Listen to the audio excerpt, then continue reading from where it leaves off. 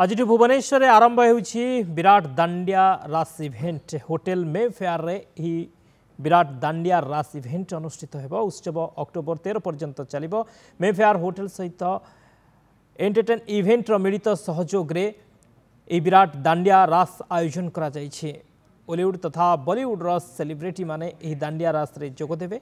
प्रतिष्ठित कंठशिल्पी तथा बॉलीवुड तारका मानंकु नहीं चलित वर्ष यह दांडिया रास माध्यम राजधानीवासी को दशहरार मजा जगाई देबे। एथिरे अंशग्रहण करने को टिकेट्र मूल्य रही 1500 टंका। प्राय 25 प्रकार खाद्य परसाजिब। नवरात्रि चली विभिन्न वर्गर ग्राहकों भिन्न भिन्न रुचिर खाद्य व्यवस्था करा जायछि। इंडियन फूड सहित इटालियन फूड मध्य प्रस्तुत हेब। 6 वर्षर शिशुओं प्रवेश निःशुल्क थिबा बेले वयस्क लोकमानंक चाहिदा अनुसार खाद्य व्यवस्था होइछि।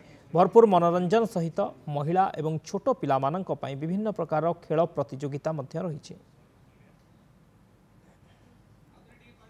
आमे 15 वर्ष होला मे फेयर सहित कोलाबोरेशन करिकी एई गरबा नाइट टाकू सब बेले करू।